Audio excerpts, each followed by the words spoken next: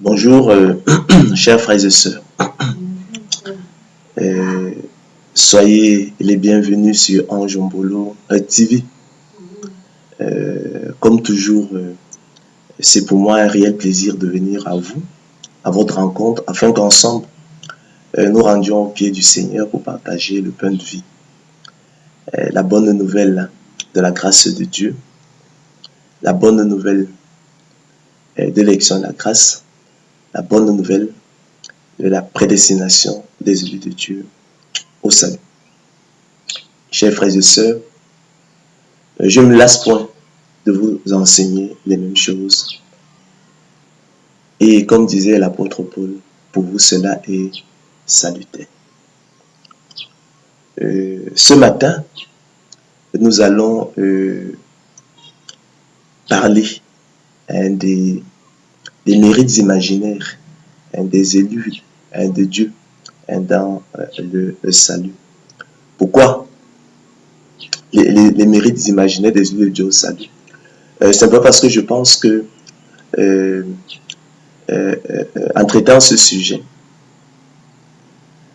où nous démontrerons effectivement que ce ne sont que des mérites imaginaires sans aucune réalité, donc de la fiction.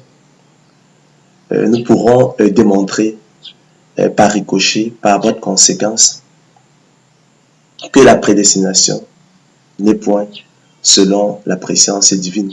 Parce qu'effectivement, étant des mérites imaginaires, ça veut dire qu'il n'y avait donc rien à voir à l'avance. Il n'y avait rien de concret sur lequel, effectivement, Dieu aurait pu se fonder pour distinguer les uns les autres, pour opérer son choix.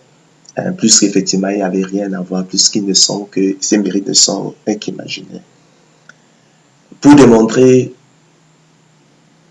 que, chers frères et sœurs, un ennemi salvifique universel, nous en avions le débat ne doit même plus se poser, la question ne doit même plus se poser, mais quelle est effectivement selon le bon plaisir de la volonté de Dieu. La prédestination est selon le bon plaisir de la volonté de Dieu, comme l'Écriture, effectivement, chers frères et sœurs, nous enseigne. Vous savez, chers frères et sœurs, qu'à travers la fausse doctrine de la prédestination selon la préscience divine, les apôtres de l'évangile de la gloire de l'homme attribuent à tort à l'homme des mérites dans le salut. Ils prétendent en effet, chers frères et sœurs, que dans sa préscience, sa connaissance infaillible, et qu'il a de l'avenir du monde, des hommes et de toutes choses, et cela dans le moindre détail. Dans la faculté qu'il a de connaître les choses à venir, Dieu aurait vu d'avance la piété des uns et l'impiété des autres. Dieu aurait vu d'avance les bonnes œuvres des uns et les mauvaises œuvres des autres. Dieu aurait vu d'avance la foi des uns et l'absence de foi des autres. Dieu aurait vu d'avance la bonne volonté des uns et la mauvaise volonté des autres. Dieu aurait vu d'avance les efforts des uns et le relâchement des autres. Toutes choses qu'il aurait donc déterminées dans ses choix avant la fondation du monde. Ils attribuent ainsi, chers frères et sœurs, comme vous le voyez, des mérites à l'homme dans le salut et enseignent dans leur confusion, parce qu'effectivement on est en plein dans la confusion, un salut par les œuvres. En contradiction ouverte avec les Écritures selon qu'il est écrit, ce n'est point par les œuvres, Éphésiens 1:8, car le dessein de l'élection de Dieu subsiste sans dépendre des œuvres et par la seule volonté de celui qui appelle, Romains 9:11. Ainsi donc, cela ne dépend ni de celui qui veut, ni de celui qui court, mais de Dieu qui fait miséricorde, explique l'apôtre Paul dans son épître aux Romains. Ainsi il fait miséricorde à qui il veut, car il a dit à Moïse, je ferai miséricorde à qui je fais miséricorde, et j'aurai compassion de qui j'ai compassion. Je fais grâce à qui je fais grâce, et miséricorde à qui je fais miséricorde.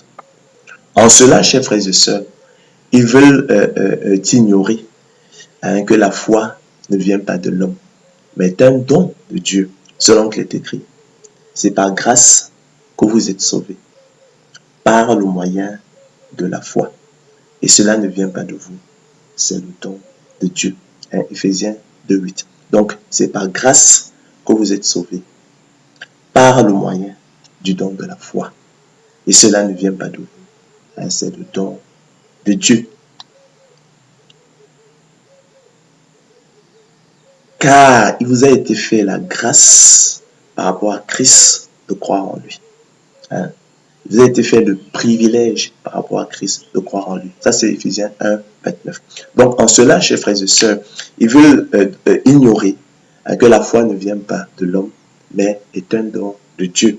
C'est ce que nous apprend l'Écriture, selon qu'il est écrit. C'est par grâce que vous êtes sauvés, par le moyen de la foi. Et cela ne vient pas de vous, c'est le don de Dieu. D'accord?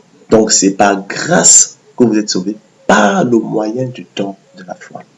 D'accord? Et cela ne vient pas de vous, c'est le don de Dieu. Car il vous a été fait la grâce et le privilège par rapport à Christ de croire en lui. En conséquence, chers frères et sœurs, et considérant donc que la foi ne vient pas de l'homme, mais est un don de Dieu. C'est ce qu'attestent les Écritures. Selon qu'il est écrit, c'est par grâce que vous êtes sauvés, par le moyen du don de la foi. Et cela ne vient pas de vous, c'est le don de Dieu, car il vous a été fait la grâce par rapport à Christ de croire en lui. Dieu aurait donc plus précisément vu d'avance, chers frères et sœurs, l'acceptation du don de la foi des uns et le rejet du don de la foi des autres pour se déterminer. Donc, nous allons donc plutôt poser le problème comme ça.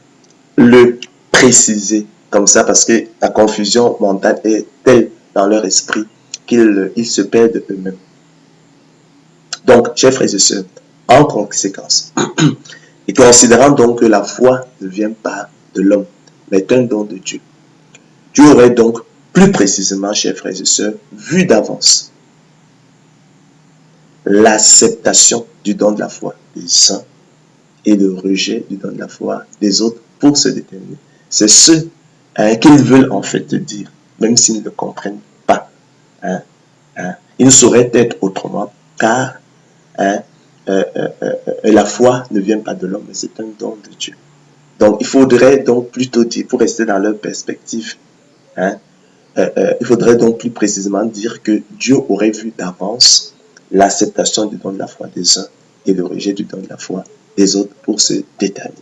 Donc, c'est ce qu'ils veulent dire. On va les aider déjà à formuler à formuler clairement leurs idées, même si elles sont fausses, pour leur démontrer justement par l'absurde qu'elles sont fausses. Or, chers frères et sœurs, qu'est-ce que l'acceptation du don de la foi et qu'est-ce que le rejet du don de la foi? L'acceptation du don de la foi n'est rien d'autre, chers frères et sœurs, que de l'obéissance à Dieu. De même, le rejet du don de la foi n'est rien d'autre que la désobéissance à Dieu. Or, qu'est-ce que l'obéissance à Dieu, chers frères et sœurs? Qu'est-ce que la désobéissance à Dieu? L'obéissance à Dieu n'est rien d'autre que le bien, tandis que la désobéissance à Dieu, chers frères et sœurs, n'est rien d'autre que le mal. Or, qu'est-ce que le bien et qu'est-ce que le mal? Si ce ne sont les œuvres, selon qu'il est écrit. Et de plus, il en fut ainsi de Rebecca, qui conçut du sel d'Isaac, notre père. Car quoique les enfants ne fussent pas encore nés, et qu'ils n'eussent fait ni bien ni mal, afin que le dessein d'élection de Dieu subsistât, sans dépendre des œuvres, et par la seule volonté de celui qui appelle. Il fut dit à Rebecca, l'aîné sera assujetti au plus jeune, selon qu'il est écrit, j'ai aimé Jacob et j'ai haï Ésaü. D'accord? Donc vous voyez que, en fait, l'acceptation, ils enseignent donc en cela, ça n'est pas les œuvres.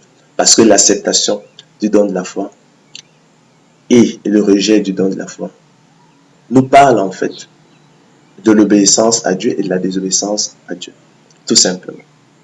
Or, l'obéissance à Dieu et la désobéissance à Dieu nous parlent du bien et du mal. Or, lorsqu'on parle du bien et du mal, on parle en fait des œuvres.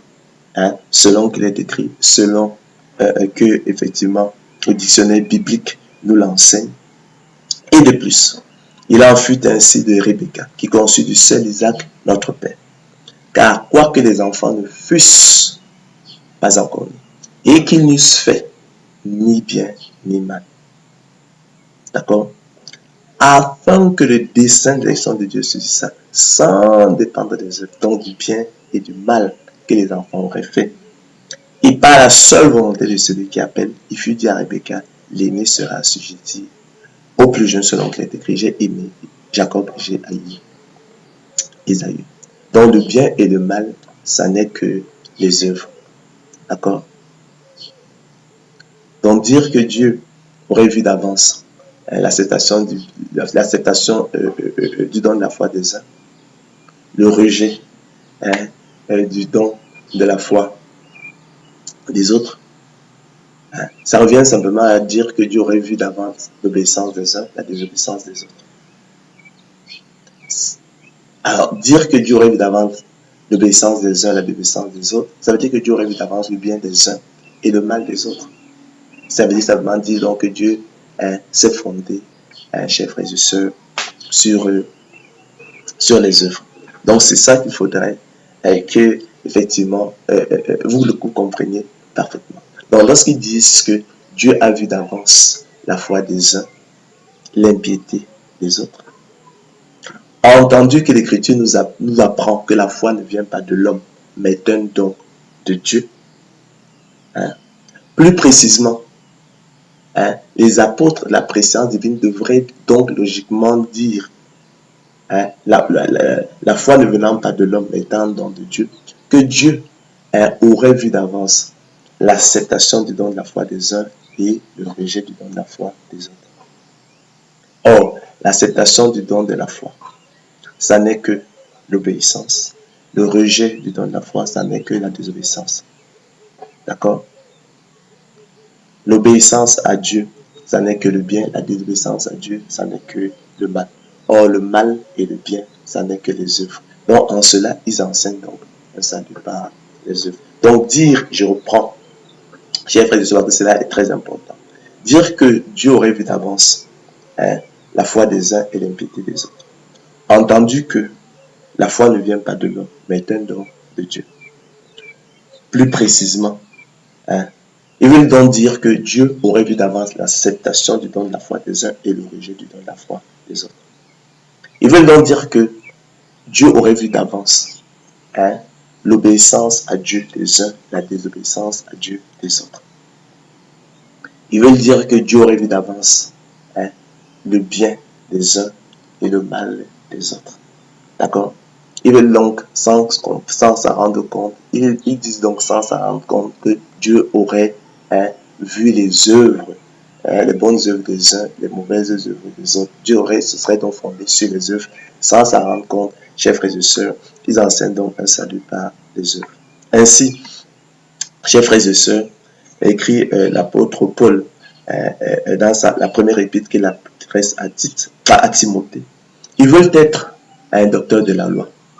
Et ils ne comprennent ni ce qu'ils disent, ni ce qu'ils affirment. Ça a toujours été ainsi. Nous n'ignorons pas, a écrit l'apôtre Paul, que la loi est bonne, pourvu qu'on en fasse un usage légitime. C'est ce dont il est question. Sachant bien que la loi n'est pas faite pour le juste, mais pour les méchants et les rebelles, les impies et les pécheurs, les irréligieux et les profanes, les parricides, les meurtriers, les impudiques, les infâmes, les voleurs d'hommes, les menteurs, les parjures, les impudiques, les infâmes, les voleurs d'hommes, les menteurs, les parjures et tout ce qui est contraire à la saine doctrine, conformément à l'évangile de la gloire de Dieu bienheureux, évangile qui m'a été confié, écrit l'apôtre Paul. Ainsi, chers frères et sœurs,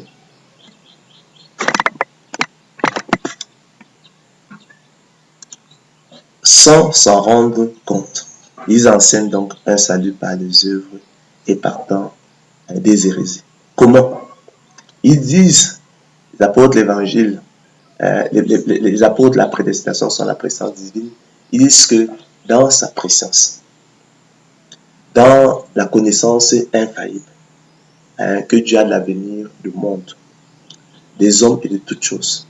Et cela dans le monde de détail. Dans la faculté qu'il a de connaître les choses à venir, il aurait vu d'avance la foi des uns et l'impiété des autres. Ça, c'est ce qu'ils disent. Maintenant, il se trouve que l'Écriture nous enseigne que la foi ne vient pas de l'homme, mais est un don de Dieu. D'accord? On l'a vu dans Éphésiens 2:8, donc il est écrit, c'est par grâce que vous êtes sauvés par le moyen de la foi. Et cela ne vient pas de vous, c'est le don de Dieu. D'accord? Donc la foi ne vient pas de l'homme, mais c'est le don de Dieu. Donc selon qu'il est écrit, c'est par grâce que vous êtes sauvés par le moyen du don de la foi. Et cela ne vient pas de vous, c'est le don de Dieu. Car il vous a été fait la grâce et le privilège par rapport à Christ de croire en lui. Donc la grâce, la foi, ne venant donc pas de l'homme, mais étant un don de Dieu, ces gens devraient plutôt dire, s'ils comprenaient les Écritures, s'ils avaient assimilé les Écritures, pour rester effectivement dans leur perspective, ce serait de dire que Dieu aurait donc vu d'avance l'acceptation du don de la foi des uns, d'accord, et le rejet du don de la foi des autres. C'est ce qu'ils disent en fait. C'est ce qu'ils pensent, en fait, même si ça reste confus. Or, qu'est-ce que l'acceptation du don de la foi? Qu'est-ce que le rejet du don de la foi? L'acceptation du don de la foi, j'ai dit que ça n'était que l'obéissance à Dieu. Et le rejet du don de la foi, chers frères et sœurs, ça n'est que la désobéissance à Dieu. Or, qu'est-ce que l'obéissance à Dieu? Qu'est-ce que la désobéissance à Dieu? L'obéissance à Dieu, c'est ce qu'on appelle le bien. La désobéissance à Dieu, c'est ce qu'on appelle le mal. Or, qu'est-ce que le bien et qu'est-ce que le mal? Si ce n'est les œuvres. Le bien et le mal, ce sont les œuvres. C'est ce que l'Écriture nous enseigne. Donc, vous voyez donc que ces gens-là, sans comprendre, enseignent un salut par les œuvres. La préscience, effectivement, regarde aux œuvres. D'accord? Car la foi ne vient pas de l'homme, mais c'est un don de Dieu. Selon qu'il est écrit, c'est par grâce que vous êtes sauvés, par le moyen de la foi. Et cela ne vient pas de vous, c'est le don de Dieu. Donc c'est par grâce que vous êtes sauvés, par le moyen du don de la foi. Et cela ne vient pas de vous, c'est le don de Dieu, car il vous a été fait la grâce par rapport à Christ de croire en lui. Il vous a été fait le privilège par rapport à Christ de croire en lui. Ça, c'est Philippiens 1:29. C'est pourquoi aussi, donc, l'apôtre Paul pouvait nous mettre en garde en relevant qu'ils veulent être docteurs de la loi. Les apôtres, la prédestination selon la préscience divine, veulent être docteurs de la loi. D'accord? Et ils ne comprennent ni ce qu'ils disent, ni ce qu'ils affirment. Nous n'ignorons pas que la loi est bonne. Chers frères et sœurs, pour vous qu'on en fasse un usage légitime, sachant que la loi n'est pas faite pour le juste, mais pour les méchants et les rebelles, les impies et les pécheurs, les irréligieux et les profanes, les parricides, les meurtriers, les impudiques, les infâmes, les voleurs d'hommes, les menteurs, les parjures et tout ce qui est contraire, chers frères et sœurs, à la saine doctrine, écrit l'apôtre Paul, écrit l'apôtre Paul à Timothée, conformément à l'évangile, la gloire du Dieu bienheureux, l'évangile qui m'a été confié, dit-il. Donc sans s'en rendre compte, dans leur confusion mentale, leur mauvaise assimilation des Écritures, et qui ne comprennent généralement pas les Écritures, ils ne comprennent pas le b.a.-ba de la foi chrétienne, savoir que ce n'est point par les œuvres. C'est cela le b.a.-ba de la foi chrétienne. Ils n'ont pas compris le b.a.-ba de la foi chrétienne. Ils enseignent donc un salut par les œuvres. Ils enseignent, chers frères et sœurs, des hérésies. C'est cela le b.a.-ba de la foi chrétienne. Mais ils n'ont même pas compris. Alors, qui est-ce qui te distingue, mon frère, Qu'as-tu que tu n'aies reçu, ma sœur? Et si tu l'as reçu, pourquoi te glorifies-tu comme si tu ne l'avais pas reçu? Sommes-nous plus excellents élus de Dieu? Nullement. La réponse, chers frères et sœurs, à ces questions est capitale pour une compréhension juste et féconde de la doctrine biblique de la prédestination. Afin, chers frères et sœurs, qu'elle ne soit pas comprise de travers, à l'envers, visu de sa substance et de son intérêt, avec à la clé une dangereuse régression dans la propre justice, le salut par les œuvres et les mérites, et l'évangile de la gloire de l'homme, se regardant plus sage, plus excellent, et s'abusant ainsi eux-mêmes. Alors, qu'est-ce qui distingue les élus de Dieu? Serait-ce leurs bonnes œuvres, leur propre justice, leur ascèse, leur piété, leur foi, leur volonté, leurs efforts, ou encore quelques autres mérites personnels? Qu'est-ce qui te distingue, mon frère, pour faire une application concrète à ta vie? Qu'est-ce qui te distingue, ma soeur?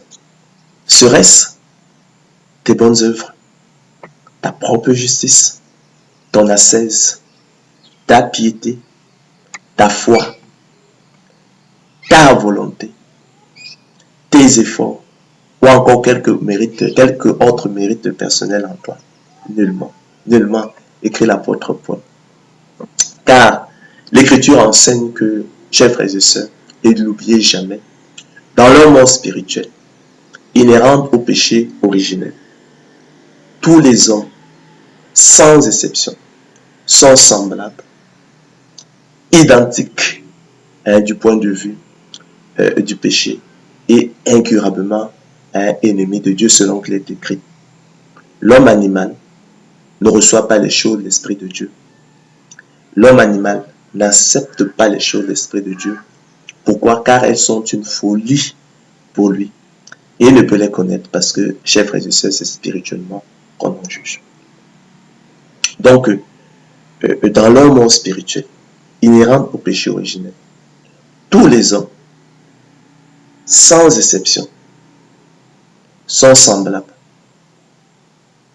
analogues, identiques du point de vue du péché. D'accord? Et incurablement ennemis de Dieu. D'accord? Selon qu'il est écrit, vous étiez spirituellement morts par vos offenses et par vos péchés dans lesquels vous marchiez autrefois, selon le train de ce monde, selon le prince de la puissance de l'air, de l'esprit qui agit maintenant dans les fils de la rébellion. Nous tous aussi, écrit l'apôtre Paul, nous étions de leur nombre. Donc n'oublie jamais, mon frère, ma soeur, du fond de quelle poubelle le Seigneur Christ t'a tiré. Tu n'étais point plus excellent que les autres. Et nous vivions autrefois selon les convoitises de notre chair, accomplissant les volontés de la chair et de nos pensées, et nous étions par nature des enfants de colère, comme les autres. Ne l'oublie jamais. Car nous aussi, nous étions autrefois insensés, poursuit l'apôtre Paul. Lui qui plus tard, dans l'une des épîtres, dans la première épître qu'il adresse, je pense, à Timothée, il se présente comme le premier des pécheurs. D'accord? L'apôtre Paul, premier des pécheurs. Donc, car nous aussi, nous étions autrefois insensés, désobéissants, égarés, asservis à toute espèce de convoitise et de volupté. Qui le nierait? Vivant dans la méchanceté et l'envie, dignes d'être haïs et nous haïssant les uns les autres. Mais lorsque la bonté de notre Sauveur, lorsque la bonté de Dieu notre Sauveur et son amour pour les hommes ont été manifestés, il nous a sauvés, écrit l'apôtre Paul. Il vous a sauvés, élus de Dieu. Parce que c'est ce dont il est question. Non à cause des œuvres de justice que nous aurions faites, mais selon sa miséricorde. Par la nouvelle naissance, opérée par le Saint-Esprit, et qu'il a répandu sur nous avec abondance par Jésus-Christ notre Sauveur, afin que justifiés par sa grâce, déclarés juste par sa grâce, nous devenions en espérance héritiers de la vie éternelle. Cette parole est certaine, écrit-il, et je veux que tu affirmes ces choses, afin que ceux qui ont cru en Dieu s'appliquent à pratiquer de bonnes œuvres, afin que ceux à qui il a été fait le don de la foi s'appliquent à pratiquer de bonnes œuvres, afin que ceux qui ont reçu en partage le don de la foi s'appliquent à pratiquer de bonnes œuvres. Voilà, conclut-il, ce qui est bon et utile aux hommes. Mais évite les discussions folles, les généalogies, les querelles, les disputes relatives à la loi, car elles sont vaines et inutiles. Donc nous étions de leur nombre. La mort spirituelle était notre lot commun inhérent au péché originel. Et rien ne distinguait les uns des autres. Nous étions dans la mort spirituelle, incurablement ennemis de Dieu. Par conséquent, chers frères et sœurs, les élus de Dieu ne sont point plus excellents. Provenant du fond de la même poubelle dans laquelle gît le monde qui périt, dont ils n'étaient alors point plus sages. C'est ce dont il est question. Ainsi, en vérité, chers frères et sœurs, il n'y a rien de bon en l'homme animal qui puisse déterminer Dieu à choisir l'un plutôt que l'autre, si ce n'est, chers frères et sœurs, le bon plaisir de sa volonté selon qu'il est écrit. Dieu nous a sauvés. Dieu a sauvé les élus de Dieu et leur a adressé une sainte vocation, non à cause de leurs œuvres, mais selon son propre dessein. Je ne veux pas, frères, écrit l'apôtre Paul, que vous ignoriez ce mystère, afin que vous regardiez point comme sage plus excellent. Je rappelle que le bon plaisir, chers frères et sœurs, c'est la volonté arbitraire, la volonté arbitrairement exprimée, la volonté exprimée par le seul fait qu'elle agrée à celui qui parle en dehors de toute règle. Donc, bon plaisir, volonté arbitrairement exprimée, volonté exprimée par le seul fait qu'elle agrée à celui qui parle en dehors de toute règle.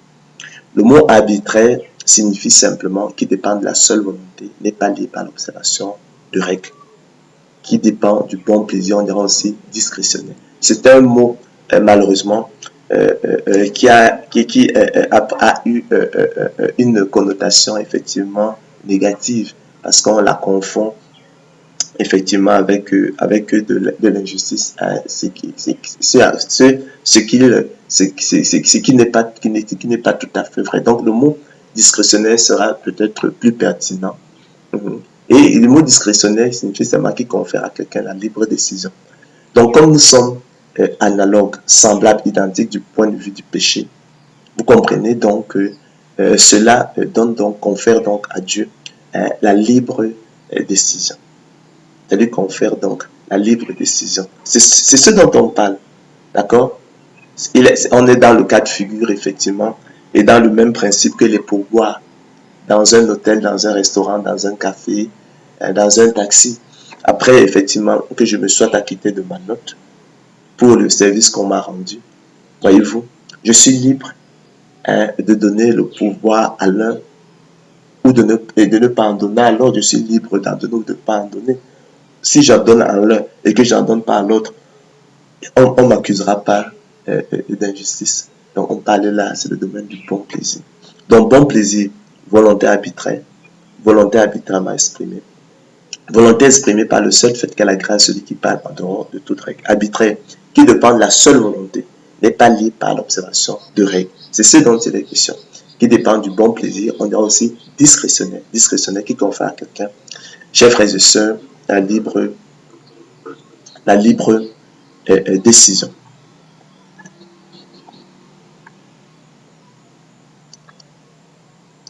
Ainsi, chers frères et sœurs, il ne faudrait donc pas, lorsqu'on utilise le mot, lorsqu'on parle de l'expression bon plaisir, on dit la l'éthique arbitraire, il ne faut pas lui coller la connotation négative, effectivement, qu'on veut souvent simplement retenir. D'accord? Il faut plutôt y voir, dans arbitraire, il faut voir l'adjectif discrétionnaire, d'accord, qui confère à quelqu'un la libre décision. c'est tout, qui confère à quelqu'un la libre décision. C'est ce qu'il faut retenir, qui confère à quelqu'un la libre décision. Arbitraire, c'est discrétionnaire. Discrétionnaire, qui confère à quelqu'un la libre décision. Un peu comme un chef d'État qui, au Cameroun, qui ferait son gouvernement. D'accord? Voilà. Ça relève du pouvoir discrétionnaire du président de la République. Donc, ainsi, chers frères et sœurs, chers frères et sœurs élus de Dieu, toi mon frère, toi ma sœur, vous, téléspectateurs de Ange Mbolo TV, sachez-le, sachez-le, et que personne ne vous abuse. Hein? Sachez-le, que personne ne vous abuse. Ainsi, élus de Dieu, c'est Dieu qui nous distingue, d'accord, par le moyen du don de la foi, d'accord, selon son propre dessein.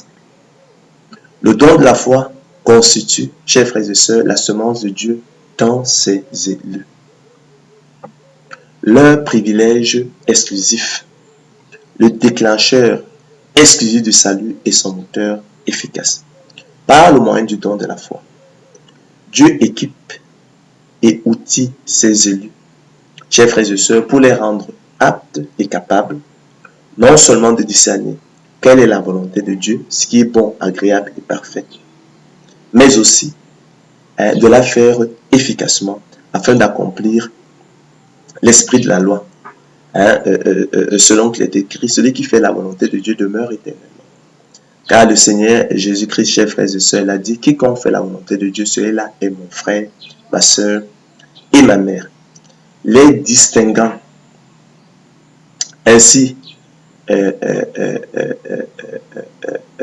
l'homme animal, des reprouvés selon qu'il est écrit, mais l'homme animal ne reçoit pas les choses de l'Esprit de Dieu, mais l'homme animal n'accepte pas les choses de l'Esprit de Dieu, car elles sont une folie pour lui. Et il ne peut les connaître, il ne peut les aimer, il ne peut les apprécier, parce que c'est spirituellement qu'on en juge. Donc, par le moyen du don de la foi, chers frères et sœurs, qui est la semence de Dieu dans ses œuvres, leur privilège exclusif, le déclencheur exclusif du salut, son moteur efficace. Dieu distingue les élus du monde. Il distingue les élus en fait des reprouvés. Il distingue les élus en fait de l'homme animal. D'accord? En les équipant, en les outillant pour les rendre aptes et capables non seulement de discerner quelle est la volonté de Dieu, ce qui est bon, agréable et parfait, mais aussi de la faire efficacement afin d'accomplir l'esprit de la loi, selon qu'il est écrit, celui qui fait la volonté de Dieu demeure éternellement. Vous savez, chers frères et sœurs, que nous servons dans un esprit nouveau, selon l'esprit de la loi, et non selon la lettre de la loi qui a vieilli. Car la lettre de la loi tue, mais l'esprit de la loi vivifie, en sorte que nous ne changeons point la grâce de Dieu, chers frères et sœurs, en dissolution. Donc, par le moyen du don de la foi, Dieu distingue ses élus des reprouvés. Il distingue ses élus du monde. Il distingue ses élus de l'homme animal. Qui lui, chers frères et sœurs, dans sa mort spirituelle, est incapable de discerner quelle est la volonté de Dieu, ce qui est bon, agréable et parfait. Est incapable de faire la volonté de Dieu. Et qui dans sa mort spirituelle est incapable d'accomplir, chers frères et sœurs, l'esprit de la loi. Donc c'est ce dont il est question. Donc ainsi, élus de Dieu, c'est Dieu qui nous distingue par le moyen du don de la foi, selon son propre dessein. Le don de la foi constitue la semence de Dieu dans ses élus. Leur privilège exclusif, le déclencheur exclusif du salut, son moteur efficace. Par le moyen du don de la foi, Dieu équipe et outille ses élus pour les rendre aptes et capables, non seulement de discerner quelle est la volonté de Dieu, ce qui est bon, agréable et parfait, mais aussi de la faire efficacement afin d'accomplir l'esprit de la loi, selon qu'il est écrit, celui qui fait la volonté de Dieu demeure éternellement. Car le Seigneur Jésus-Christ l'a dit, quiconque fait la volonté de Dieu, celui-là est mon frère, ma soeur et ma mère. Il distingue ainsi ses élus de l'homme animal, des reprouvés selon qu'il est écrit, mais l'homme animal ne reçoit pas les choses de l'Esprit de Dieu, car elles sont une folie pour lui et il ne peut les connaître parce que c'est spirituellement qu'on en juge. En l'occurrence, par le moyen du don de la foi, en outillant, en équipant, en rendant ses élus aptes et capables, non seulement de discerner quelle est la volonté de Dieu, ce qui est bon, agréable et parfait, mais aussi de la faire efficacement afin d'accomplir l'esprit de la loi.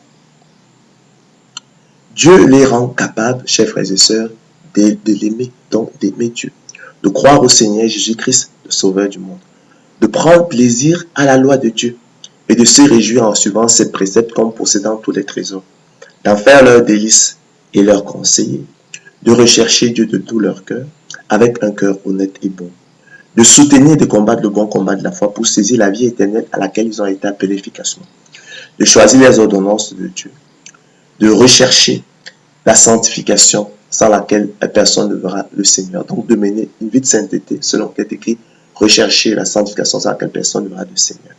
De se préserver des souillures du monde. Selon qu'il est écrit, la religion pure et sans tache devant Dieu notre Père consiste à visiter les orphelins et les veuves dans leurs afflictions et à se préserver des souillures du monde. D'être zélé, chers frères et sœurs, pour les bonnes œuvres et d'entrer dans le sanctuaire pour s'approcher du grand souverain sacrificateur selon l'ordre de Melchisédek, Jésus, le Fils de Dieu, qui peut sauver parfaitement ceux qui s'approchent de Dieu par lui, étant toujours vivant pour intercéder, chers frères et sœurs, en leur faveur. Cela, toutes ces choses, l'homme animal, dans sa mort spirituelle, en est bien incapable. Il en est bien incapable. D'accord? L'homme animal, chers frères et sœurs, dans sa mort spirituelle, est incapable de discerner quelle est la volonté de Dieu, ce qui est bon, agréable et parfait. Selon qu'il est écrit, mais l'homme animal ne reçoit pas les choses de l'Esprit de Dieu. Mais l'homme animal n'accepte pas les choses de l'Esprit de Dieu. Pourquoi? Car elles sont une folie pour lui. Mettez-vous à sa place. Comment accepteriez-vous la folie? Et il ne peut les connaître, il ne peut les aimer, il ne peut les apprécier parce que c'est spirituellement qu'on en juge.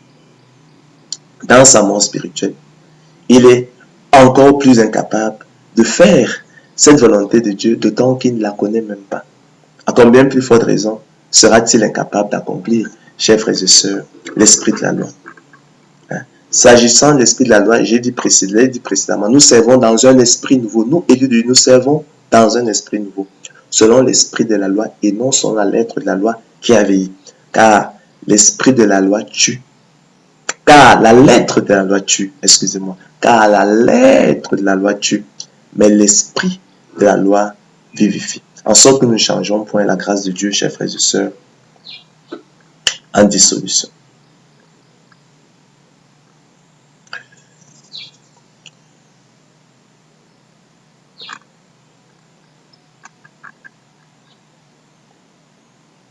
Ainsi, chers frères et sœurs, comme un observateur superficiel, un analyste, un superficiel. Donc, regardant superficiellement, naïvement et à tort aux bonnes œuvres des élus, et non aux précieux dons de la foi reçus qui les précèdent, source et cause des bonnes œuvres des élus, privilège des seuls élus de Dieu, déclencheur instruit du salut et son moteur efficace, œuvre du Seigneur de gloire Jésus-Christ. Les apôtres de l'évangile de la gloire de l'homme enseignent un salut par des mérites imaginaires. Voyez-vous, et donnent ainsi à tort aux hommes qui se seraient ainsi distingués eux-mêmes des sujets et des motifs de se glorifier devant Dieu et leurs semblables. Non, chers frères et sœurs, regardant superficiellement, naïvement et à tort aux bonnes œuvres des élus, et non aux précieux dons de la foi reçus qui les précèdent, source et cause des bonnes œuvres des élus, privilège des seuls élus de Dieu, déclencheur et suivi du salut et son moteur efficace, œuvre du Seigneur Jésus-Christ. Les apôtres d'évangile de la gloire de l'homme, les apôtres de la prédestination sans la présence divine enseignent un salut par des mérites imaginaires. Voyez-vous?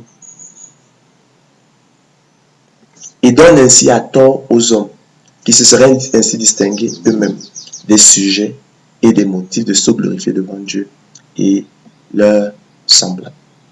Plutôt que de regarder, chers frères et sœurs, à l'auteur du don de la foi. Source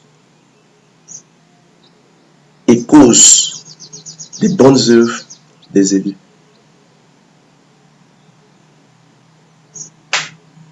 Déclencheur est celui du salut et son moteur efficace. Et privilège des seuls élus de Dieu. Les apôtres de la prédestination sont à la préscience divine. Ils regardent plutôt superficiellement.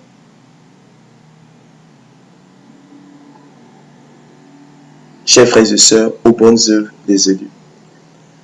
Pour attribuer ainsi aux hommes qui se seraient ainsi distingués eux-mêmes des sujets, des motifs de se glorifier devant Dieu et leurs semblables, et ils enseignent donc un salut par des mérites imaginaires, un salut par des œuvres.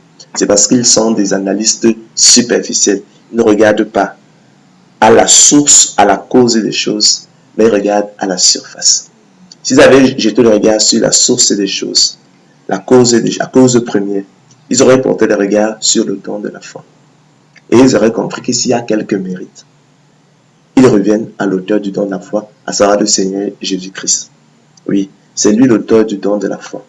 Le don de la foi qui est la source et la cause des bonnes œuvres des élus. D'accord? C'est le privilège des élus de Dieu. C'est le déclencheur et celui du salut de son moteur efficace. Et elle n'est pas l'œuvre de l'homme. Nous avons dit que la foi ne vient pas de l'homme, mais c'est un don de Dieu. C'est le don de Dieu. Selon qu'il a été écrit, vous avez été fait la grâce par rapport à Christ de croire en lui. Vous avez été fait le privilège de Dieu par rapport à Christ de croire en lui. Donc, c'est par grâce que vous êtes sauvés par le moyen du don de la foi. Et cela ne vient pas de vous, c'est le don de Dieu. Car vous avez été fait de privilège par rapport à Christ de croire en lui. Frère et qui l'apôtre Paul, à cet égard, le vœu de mon cœur et ma prière à Dieu pour eux, c'est qu'ils soient sauvés. Je leur rends le témoignage qu'ils ont du zèle pour Dieu, mais sans intelligence, ne comprenant pas la justice de Dieu et cherchant à établir leur propre justice, ils ne sont pas soumis à la justice de Dieu. Ainsi, chers frères et sœurs, élus de Dieu, convenez que s'il y a quelques mérites et quelques sujets de se glorifier, et il y en a, ils reviennent assurément tous au Seigneur Jésus-Christ, auteur du don de la foi à salut, déclencheur exclusif du salut et son moteur efficace. C'est de lui, par lui et pour lui que sont toutes choses. À lui la gloire dans tous les siècles. Amen. Ainsi, chers frères et sœurs, s'il y a quelques mérites et quelques sujets de se glorifier, et il y en a, ils reviennent assurément au Seigneur Jésus-Christ seul, auteur du don de la foi à salut, déclencheur exclusif du salut et son moteur efficace. C'est de lui, par lui et pour lui que sont toutes choses. À lui la gloire dans tous les siècles. Amen. Et tout autre mérite, chers frères et sœurs, que l'homme voudrait s'attribuer dans le salut ne serait qu'imaginaire, c'est-à-dire sans aucune réalité, donc fictif, irréel. À cet égard, il est hautement significatif, chers frères et sœurs, que tous ceux à qui il a été fait le don de la foi seront sauvés. Ce n'est pas un hasard. Et que tous ceux qui en ont été privés périront. Donc ce n'est donc pas un hasard, chers frères et sœurs, que tous ceux à qui il a été fait le don de la foi seront sauvés. Tandis que tous ceux qui en ont été privés périront. Selon qu'il est écrit, tous ceux que le Père me donne viendront à moi. Tous ceux que le Père m'a donné viendront à moi. Tous ceux que le Père m'a donné dès avant la fondation du monde viendront à moi. Donc, à cet égard, je disais, chers frères et sœurs, il est hautement significatif que tous ceux à qui il a été fait le don de la foi seront sauvés, tandis que tous ceux qui en ont été privés périront. Ce n'est pas un hasard, chers frères et sœurs, que tous ceux à qui il a été fait le don de la foi seront donc sauvés, et que tous ceux qui en ont été privés périront. Selon qu'il est écrit, tous ceux que le Père me donne viendront à moi. Tous ceux que le Père m'a donné viendront à moi. Tous ceux que le Père m'a donné dès avant la fondation du monde viendront à moi. Il est important, et je répète, donc à cet égard, chers frères et sœurs, je disais, il est hautement significatif que tous ceux à qui il a été fait le don de la foi seront sauvés, tandis que tous ceux qui en ont été privés périront. Ce n'est donc pas un hasard, autrement dit, chers frères et sœurs, que tous ceux à qui il a été fait le don de la foi seront sauvés, tandis que tous ceux qui en ont été privés périront. D'accord? Selon qu'il est écrit, tous ceux que le Père me donne viendront à moi. Tous ceux que le Père m'a donné viendront à moi. Tous ceux que le Père m'a donné dès avant la fondation du monde viendront à moi. C'est pourquoi aussi, chers frères et sœurs, et à juste titre, la parole de Dieu ne reconnaît qu'une seule forme de justice. Non ma justice, ma propre justice, celle qui vient de la loi, la promesse conditionnelle, mais celle qui s'obtient par la foi en Christ, par le moyen du don de la foi. La justice qui vient de Dieu par la foi, par le moyen du don de la foi. La justice qui s'obtient par la promesse inconditionnelle selon qu'il est écrit. Je ne me lasse point de vous écrire les mêmes choses, dit l'apôtre Paul dans son épître aux Éphésiens. Et pour vous, cela est salutaire. Prenez garde aux chiens, prenez garde aux mauvais ouvriers, prenez garde aux faux circoncis. Car les circoncis, c'est nous, écrit-il, qui rendons à Dieu notre culte par l'Esprit de Dieu et non par l'Esprit de l'homme, qui nous glorifions en Jésus-Christ et qui ne mettons point notre confiance en la chair. Moi aussi, dit-il cependant, j'aurais sujet de mettre ma confiance en la chair. Si quelque autre croit pouvoir se confier à la chair, je le puis bien davantage, dit-il. Pourquoi? Moi, circoncis le 8e jour, de la race d'Israël, de la tribu de Benjamin, hébreu né d'hébreu, donc de parents hébreux, père et mère. Vous savez que c'est que la qualité de juif se transmet en fait par la mère. Donc il dit hébreu né d'hébreu, hébreu singulier né d'hébreu pluriel. Donc et de mère et de père juif. Quant à la loi pharisien, quant aux aides persécuteurs de l'Église, il dit, il souligne, irréprochable à l'égard de la justice de la loi. Mais il poursuit étrangement en disant, mais ces choses qui étaient pour moi des gains, je les ai regardées comme une perte, comme de la boue, dira-t-il plus tard, à cause de Christ. Et même je regarde toutes choses comme une perte à cause de l'excellence, de la connaissance de Jésus-Christ, mon Seigneur, pour lequel j'ai renoncé à tout, et je les regarde comme de la boue, dit-il, afin de gagner Christ et d'être trouvé en lui, non avec ma justice, celle qui vient de la loi, mais avec celle qui s'obtient par la foi en Christ. La justice qui vient de Dieu par le moyen du don de la foi. Car c'est par grâce que vous êtes sauvés, par le moyen du don de la foi, et cela ne vient pas de vous, c'est le don de Dieu. Car il vous a été fait la grâce et le privilège par rapport à Christ de croire en lui. Il vous a été fait le privilège par rapport à Christ de croire en lui. Et cette grâce-là, chers frères et sœurs, elle n'a pas été faite au monde. Selon que les écrits, tous n'ont pas la foi. Ainsi, chers frères et sœurs, notre capacité, au contraire, vient de Dieu. Que cela soit clair. C'est lui qui nous a distingués de l'homme animal par le moyen du don de la foi. Par le don de la foi. D'accord? C'est lui qui nous a outillés, qui nous a équipés pour nous rendre aptes et capables de discerner quelle est la volonté de Dieu, ce qui est bon, agréable et parfait, et de la faire efficacement afin d'accomplir l'esprit de la loi, ce dont la loi animale n'est pas capable dans sa mort spirituelle, selon qu'il est écrit. Mais l'homme animal ne reçoit pas les choses de l'esprit de Dieu, mais l'homme animal n'accepte pas les choses de l'esprit de Dieu, car elles sont une folie pour lui, et ne peut les connaître parce que c'est spirituellement qu'on en juge. Donc, je l'ai dit, notre capacité au contraire vient de Dieu, chers frères et sœurs, que personne ne s'abuse. Notre distinction aussi au contraire vient de Dieu. C'est lui qui, au temps marqué, par le moyen du don de la foi, nous a distingués de l'homme animal. Il nous a aussi équipés et outillés pour nous rendre capables et aptes non seulement à discerner quelle est la volonté de Dieu, ce qui est bon, agréable et parfait, mais aussi de la faire efficacement afin d'accomplir l'esprit de la loi selon qu'il est écrit. Celui qui fait la volonté de Dieu demeure éternellement. Car le Seigneur Jésus-Christ l'a dit, quiconque fait la volonté de Dieu, celui-là est mon frère, ma soeur et ma mère. Je ne veux pas, frère, que vous ignoriez ce mystère afin que vous ne regardiez point comme sage plus excellent. Car nous ne le dirons jamais assez, nous étions de leur nombre. D'accord? Nous avons été tirés du fond de la même poubelle. D'accord? Nous n'en étions point plus sages. Notre capacité au contraire vient de Dieu. Retenez-le. Notre distinction aussi, au contraire, vient de lui. D'accord? Oui, c'est lui, Dieu, l'auteur du don de la foi. Privilège exclusif des élus de Dieu. Déclencheur exclusif du salut et son moteur efficace. D'accord? Et non d'une excellence en nous-mêmes. Nous qui, effectivement, dans notre mort spirituelle, comme l'homme animal, nous étions incurablement ennemis de Dieu.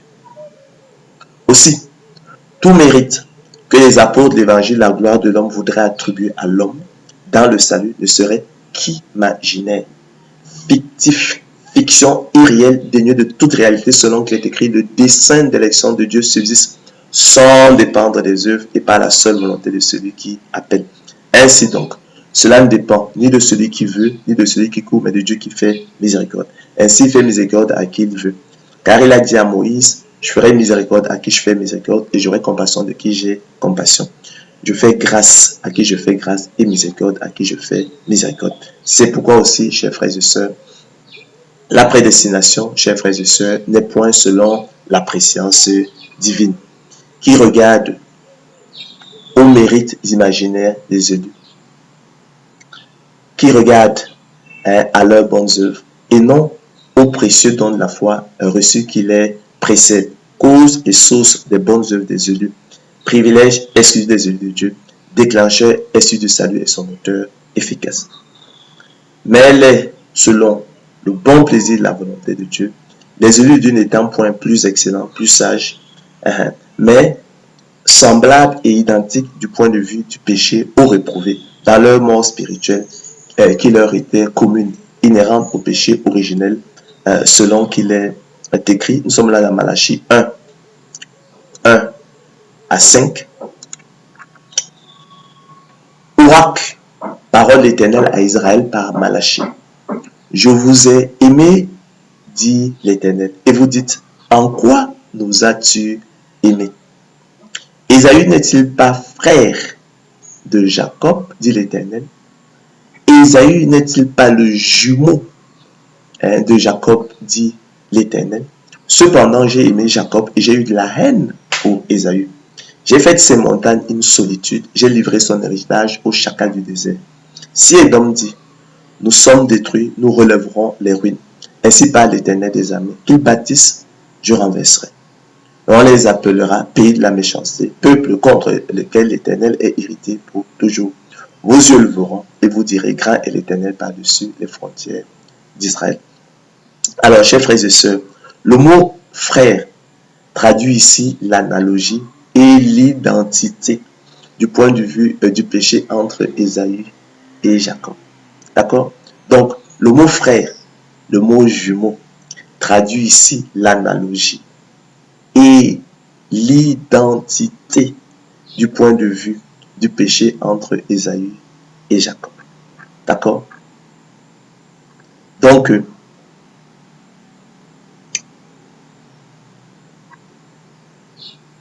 la prédestination, chers frères et sœurs, n'est donc point selon la préscience divine, qui regarde au mérite imaginaire des élus, donc à des choses irréelles, fictives, qui n'existent pas. Elle ne saurait donc être selon la préscience divine, qui regarde au mérite imaginaire des élus, à des choses qui n'existent pas.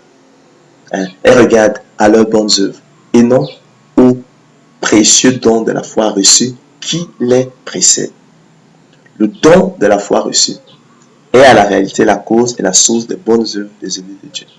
C'est ce à quoi il aurait fallu regarder. D'accord? Plus précisément. C'est le privilège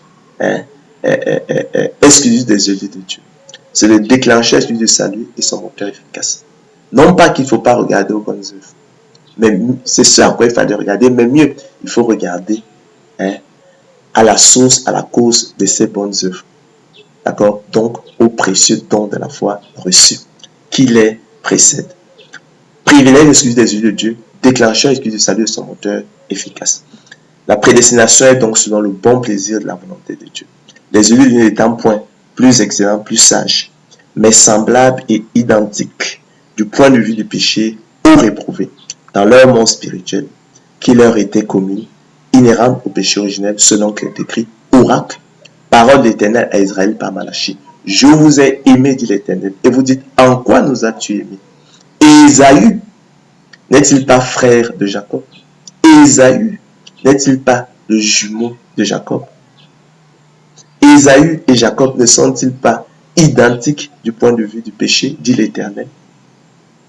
Donc Ésaü n'est-il pas frère de Jacob, dit l'Éternel? Ésaü n'est-il pas le jumeau de Jacob, dit l'Éternel? Ésaü et Jacob ne sont-ils pas identiques du point de vue du péché, dit l'Éternel? Cependant, pourtant, j'ai aimé Jacob et j'ai eu la haine pour Ésaü. J'ai fait de ces montagnes une solitude, j'ai livré son héritage au chacal et au désert. Si Édom dit, nous sommes détruits, nous relèverons les ruines, ainsi par l'Éternel des armées, qu'il bâtit se renverserait. Et on les appellera pays de la méchanceté, peuple contre lequel l'Éternel est irrité pour toujours. Vos yeux leveront et vous direz, grand est l'Éternel par-delà les frontières d'Israël. Donc, c'est ce dont il est question. Donc, parce qu'elle regarde à des choses, à des choses imaginaires, des choses irréelles, la prédestination selon la préscience divine, en fait, est une absurdité. Voilà, elle est irréelle. Voilà, elle est contraire aux Écritures. Nous avons démontré en fait qu'elle enseignait en fait par les œuvres. Elle regarde aux œuvres. Or, qu'est-ce ce n'est point par les œuvres, car le dessein d'élection de Dieu subsiste sans dépendre des œuvres et par la seule volonté de celui qui appelle. Donc, ce n'est point par les œuvres, car le dessein d'élection de Dieu subsiste sans dépendre des œuvres et par la seule volonté de celui qui appelle. Permettez-moi, chers frères et sœurs, pour terminer, de vous rappeler donc la définition de vous rappeler la définition de la prédestination. La définition de la prédestination, afin effectivement qu'elle ne soit plus comprise à l'envers. Il y a une définition qui est tirée en fait des Écritures, notamment de l'élection, de ce passage de Romains 9, je pense, c'est Romains 9, 10 à 13, qui nous parle effectivement de l'élection d'Isaac, chers frères et sœurs, et de la réprobation. L'élection d'Isaac, non, qui parle de l'élection de Jacob et de la réprobation d'Ésaü. Voilà. Donc, il est important que l'on s'en tienne effectivement à cela, afin que effectivement elle ne soit pas comprise à l'envers, parce qu'on entend dire tellement de choses, il y a tellement de théories dessus, mais il faut faire attention et vous en tenir effectivement à ce que, chers frères et sœurs, les Écritures nous enseignent. Donc, de façon parlant, s'agissant spécifiquement du salut, la prédestination des élus de façon opérationnelle peut s'entendre et doit s'entendre, chers frères et sœurs, comme le choix souverain de Dieu avant la fondation du monde. D'accord? Et son appel efficace par le moyen du don de la foi, qui est sa semence dans ses élus, leur privilège exclusif. Le déclencheur est celui du salut et son moteur efficace, les équipant et outillant pour les rendre aptes et capables, non seulement de discerner quelle est la volonté de Dieu, ce qui est bon, agréable et parfait, mais aussi de la faire efficacement, afin d'accomplir l'esprit de la loi selon qu'il est écrit. Celui qui fait la volonté de Dieu demeure éternellement. Car le Seigneur Jésus-Christ l'a dit, quiconque fait la volonté de Dieu, celui-là est mon frère, ma soeur et ma mère. En l'occurrence, aimer Dieu, croire au Seigneur Jésus-Christ, le Sauveur du monde, prendre plaisir à la loi de Dieu, se réjouir en suivant ses préceptes comme possédant tous les trésors, en faire ses délices et ses conseillers, rechercher Dieu de tout son cœur, avec un cœur honnête et bon, soutenir et combattre le bon combat de la foi pour saisir la vie éternelle à laquelle ils ont efficacement été appelés, choisir les ordonnances de Dieu, mener une vie de sainteté selon qu'il est écrit, rechercher la sanctification sans laquelle personne ne va le Seigneur, se préserver des souillures du monde selon qu'il est écrit, la religion pure et sans tache devant Dieu. Notre Père consiste à visiter les orphelins et les veuves dans l'heure d'affliction et à préserver des souillures du monde. Être zélé pour les bonnes œuvres, entrer dans le sanctuaire et s'approcher du grand souverain sacrificateur selon l'ordre de Melchisédek, Jésus, le Fils de Dieu qui peut sauver parfaitement ceux qui s'approchent de Dieu par lui, étant toujours vivant pour intercéder en leur faveur. Les distinguant ainsi, chers frères et sœurs, de l'homme animal, les retrouver selon qu'il est écrit.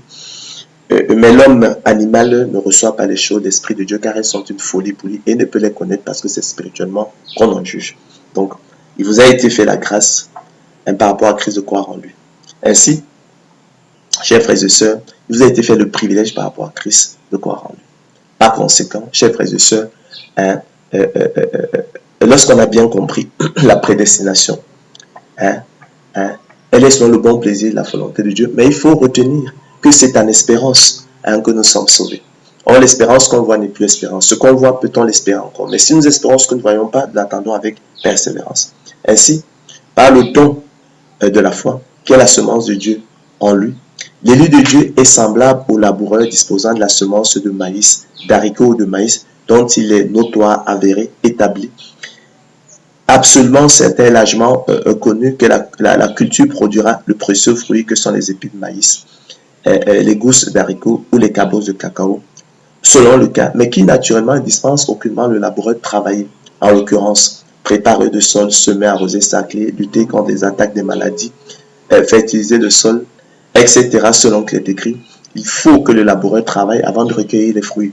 Il faut que le laboureur travaille avant de recueillir de la semence, les fruits.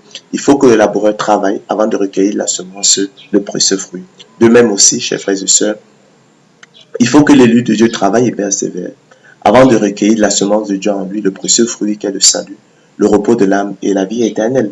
Il faut que l'élu de Dieu travaille et persévère avant de recueillir du don de la foi, qui est la semence de Dieu en lui, le précieux fruit qu'est le salut, le repos de l'âme et la vie éternelle. Par conséquent, ce n'est pas que nous ayons déjà remporté le prix ou que nous ayons atteint la perfection ou achevé la course, chers frères et sœurs, mais nous devons courir afin de saisir la main que le Seigneur Christ nous tend.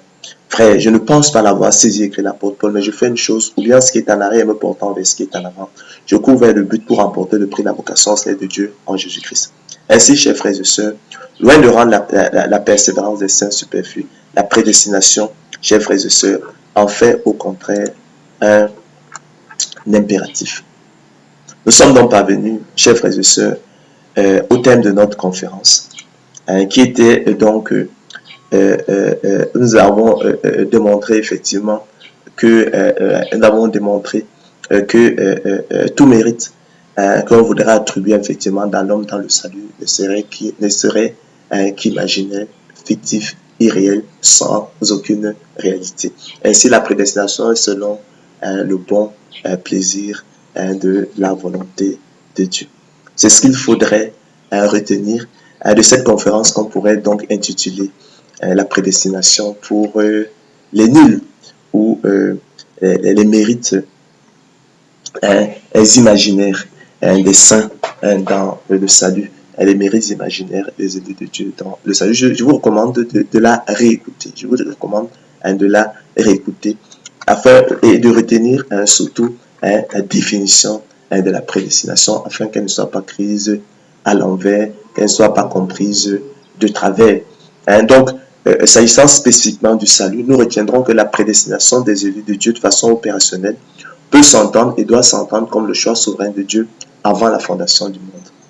Et son appel efficace par le moyen du don de la foi, qui est sa semence dans ses élus, leur privilège exclusif, le déclencheur exclusif du salut, et son moteur efficace, les équipant et outillant pour les rendre aptes et capables, non seulement discerner quelle est la volonté de Dieu, ce qui est bon, agréable et parfait, mais aussi de la faire efficacement afin d'accomplir l'esprit de la loi, selon qu'il est écrit, celui qui fait la volonté de Dieu demeure éternellement. Car le Seigneur Jésus-Christ l'a dit, quiconque fait la volonté de Dieu, celui-là est mon frère, ma soeur et ma mère. En l'occurrence, aimer Dieu, croire au Seigneur Jésus-Christ, le Sauveur du monde, prendre plaisir à la loi de Dieu et se réjouir en suivant ses préceptes comme possédant tous les trésors. En faire ses délices et ses conseillers, rechercher Dieu de tout son cœur, avec un cœur honnête et bon, soutenir et combattre le bon combat de la foi pour saisir la vie éternelle à laquelle ils ont été efficacement appelés. Choisir les ordonnances de Dieu, mener une vie de sainteté, selon qu'il est écrit, rechercher la sanctification sans laquelle personne ne verra le Seigneur. Se préserver des souillures du monde.